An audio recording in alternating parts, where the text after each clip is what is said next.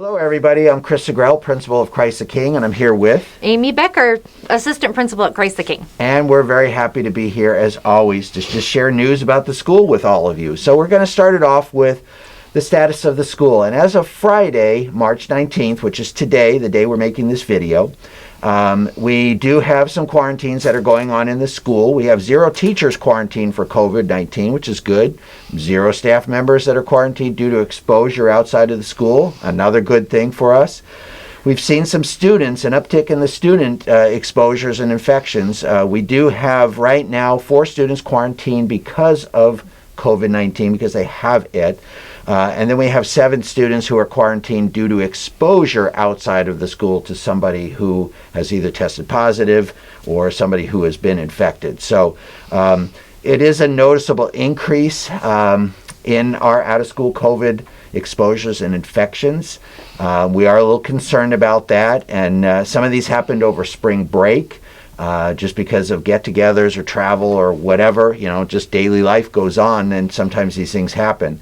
But we've had some more this week as well, even after we're back in school. Now, these are all out-of-school infections. There's nothing that's going on in school. There's no spread that we're seeing, and everybody who has been quarantined, especially after being exposed over spring break, has not been in the school. We're keeping everybody out of the school that needs to be on quarantine, so it's protecting everybody that is in the school. So we feel very, very confident that everything is very safe and secure here in the school. But we do want to appeal to all of you just to be extra vigilant and to be careful. We only have about 2 months left to go. We're in the 4th quarter now. We've come such a long way this school year. It's amazing that we've been open the whole time, and all the things that we've been doing with learning for the kids and spreading them out, being safe here in school. But we just really need your help to kind of stretch it out and help us to finish strong. We truly want to keep everybody in the school this quarter, finish up with everybody in the school, and not have a lot of quarantines happening, because it just impacts everybody when that happens, and nobody wants that. So please minimize your risk in everything that you're doing. You probably are tired of hearing us say this, but avoid large gatherings. Even avoid sporting events or activities that mix you with others, especially if there are folks there that are not masked. I mean, that just puts you at a higher risk. Wear a mask whenever you're outside of your immediate household. Socially distance as well in those situations. And definitely wash your hands often. I mean, it's just a good practice to get into to prevent any kind of illness. So I just can't stress those things enough. They're simple precautions.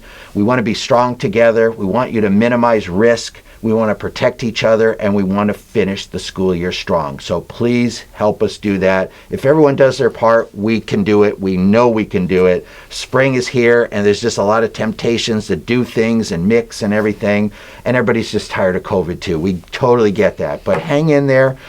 Please be strong, and let's finish out the school year strong too. Next thing I'm going to talk about is just our middle school math program. And this is math in 5th through 8th grade, and for next year. The teachers and I, Miss Christensen is our 5th and 6th grade math teacher. Mr. Clemens is our 7th and 8th grade math teacher. We have just hired another middle school staff member who will be doing some math classes too. So that's really exciting, and that allows us to do a lot of what we're mapping out right now. But we have been identifying and mapping out quite a few upgrades to our math program just to make it stronger. We feel we have a really solid math program, but we just want to upgrade it, make it a little bit stronger, meet the needs of our students just a little bit better. We're always striving for that. So there is going to be some alignment going on, and the teachers are mapping out some clear paths that lead to the geometry level, lead to the algebra level, and the highest pre-algebra level by the time students reach the 8th grade. So if we have 8th graders that are bound for that geometry path or algebra path, those are all going to be mapped out and identified. Also, progression requirements to get to those things. If there is a parent that is really wanting their child to be in algebra by the time they're in 8th grade, they're going to know, okay, what do I have to do in 4th grade, 5th grade, 6th grade, 7th grade, to get there. So our teachers are mapping that out, and we're going to share that with you so you are clearly aware, you know what it is going to take if you're interested in one of those paths. Of course, we want to place the kids where they need to be placed. We want to challenge them. We don't want to overwhelm them. But there are a lot of things that you can do and they can do along the way if they're looking for a certain path that they want to take. There are certain things you can do to prep for that, to make sure you're ready. And we want to share those with you so you're aware and you can kind of really work with your child and your child's teacher as far as where you want them to be by the time they get in 8th grade. The teachers are also looking at how to bridge any gaps we might have involving current middle school students, because we have some students that are interested in moving up to maybe a higher level, to reach algebra, to reach higher than they are right now if they kept going the way they are. So the teachers are looking at that. I know some of the teachers had conversations with parents, with a lot of you at conferences about maybe how to do that. There are a lot of things that are in progress to make some of that happen. So if a child really wants to do it and a parent really wants to do it, there is a way to make it happen. It'll take some work. It may take a summer math camp, and we'll talk about that in a little bit. But there is a way to do it. And working hard always has its payoffs, and so this is something that you could possibly do to work with your child to move up a little bit in math as we make the transition into these new upgrades and the realignment of some of our math classes.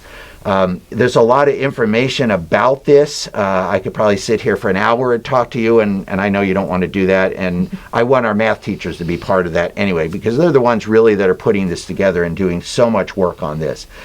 So we're going to have a 5th through 8th grade parent math informational meeting. That is going to be in the school library. It's going to be on Wednesday, April 14th at 6:30 in the evening. And this is where our 2 math teachers, and I'll be there, Mrs. Becker will be there too, they're going to present kind of how this is going to work, how we're transitioning, what the upgrades are, how this system is all going to, or the program's going to be laid out, and some of the things that current students need to do to kind of get on this path or another path. They'll be answering questions. The presentation will be recorded, so if you're not able to make it on that night, there will be a recording available that will post on the CTK website, so you can see that. So once again, that's a 5th through 8th grade parent math informational meeting. Even if you do not have a child in middle school, if you want to come because this is kind of the future, you are definitely invited to come to this as well. A lot of information, and we'll be able to answer all your questions that you may have at that time. So with that, I'm going to turn it over to Mrs. Becker, and she's going to talk about something related to math and the summer camps that we have coming up. So I have, since moving to administration, I've been in the building 3 summers now. The first 2 summers, nobody could get in the building. We had all kinds of construction going in every area of the buildings. We had no math camps and lots of commotion, but no kiddos. Last summer, of course, the building was very quiet. There were just a handful of us in the building. Again, no kiddos. So we're really excited this summer to open our school up for some exciting opportunities for our kids in the form of, first off, math camps. So both Ms. Christensen and Mr. Clements have put together some designs for math opportunities for our kids that will help those, maybe boost their skills so that they're confident in the level they're in and the path they're on, or perhaps help drive a child who is motivated but right on the edge into that next path or that next math level. More information about the camps is in the update, and kind of a plan, what camps are offered, when they're going to be taking place, as well as you have an opportunity to reach out to either Mr. Clements or Ms. Christensen if you have specific questions about your child or what camp they might be best suited to. And that night, April 14th, is a great opportunity to hear more about how those camps are going to look for our kids. We're also excited. We have hired an art teacher. We are super excited about her. And one of her first questions to us in the hiring process was, could there be summer art camps? And we said, absolutely. So those are in development. We don't know levels or times or schedules yet, but we are pretty confident that art camps are going to happen for our kids this summer at a variety of levels. It looks like not just as a middle school offering. So keep your eyes open for more information regarding some summer art opportunities as well. Check the update today and then future updates because that information will be coming to you. We also started yesterday, or we will start on Monday, a baby bottle drive for essential pregnancy services. And we're really excited to do that. It is a fabulous opportunity for us to reach out and help a service that is so valuable for our community. So every classroom, homeroom has a wonderful baby bottle bank. It's about this big. And they will be asked to bring in their spare change all week. Classrooms that hit the midpoint on their baby bottle are going to have an in-class kind of reward with their teacher to celebrate getting to the midpoint. And classes that fill their baby bottle are going to get an extra 30-minute recess. So the classroom teachers will be working with their kids and kind of pepping them up, like bring us your spare change. We're telling you so that you can dig into the coin bank at home and send your kiddos with some spare change that will help. Really a fabulous service in our community. And that is next week beginning Monday, and it will end on Friday. Okay. Well, thank you, Mrs. Becker. And so that's kind of a summary of what we have to share this week. There's still a lot of things going on in school. It's the fourth quarter, so we're really focused on that. Oh, I thought of something. Oh, go ahead. Today, along with the update email, you're going to be getting the email you receive from me every week about lunchroom volunteers.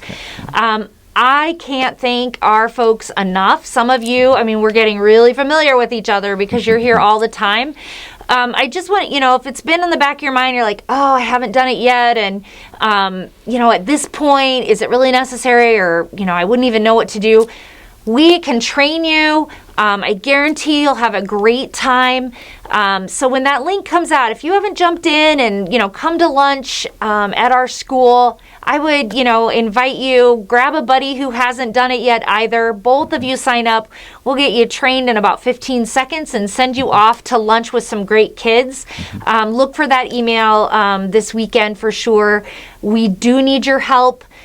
We have 2 months left. I know some of you feel like this is your part-time job, but we really appreciate our community and we do need you. So I'll be communicating again in the next day or two to have you join us for lunch. And I just want to echo that. We do appreciate all of our volunteers so much. But we do still need you. Yeah. We still need you. And like Mrs. Becker said, if you've never done it before, try to work it out so you can. It's really quite a positive experience to get into the school, to see the kids, just to see how all the operations are going in the lunchtime. It is a well-oiled machine and it really works well. But if you've never done it before, like Mrs. Becker said, it does not take very long to get you up to speed and everything. And you'll see all the kids and we say smiling faces, but we smile with our eyes these days. But, we spread them out so they eat lunch together safely, and you can be part of that whole process. And pushing the milk cart is just kind of a joy to do. Everybody that does it, you get all around the school. So we can't thank our volunteers enough, but we definitely encourage you, if you've not done it before, give it a shot. I don't know how many more opportunities there will be. We're hoping, we can phase out of this sometime in the near future, certainly for next school year. But yes, we definitely need your help. So please try to do that if you can. And with that, we're going to close out. Once again, we appreciate everyone's support, your encouragement. There's been a lot of things going on this year. It's been a very difficult and challenging year in a lot of respects, but it's been a very, very successful year too. And it's a joy to see everybody in school since all the way back in August, and we've been going strong, and you've been really helping us do that in so many ways. So please keep that up. Your encouragement, your prayers. We pray for all of you. We pray for all of us, and it's everything working together that's making it happen. So thank you very much for that. Be safe, and God bless. Bye. Bye-bye now.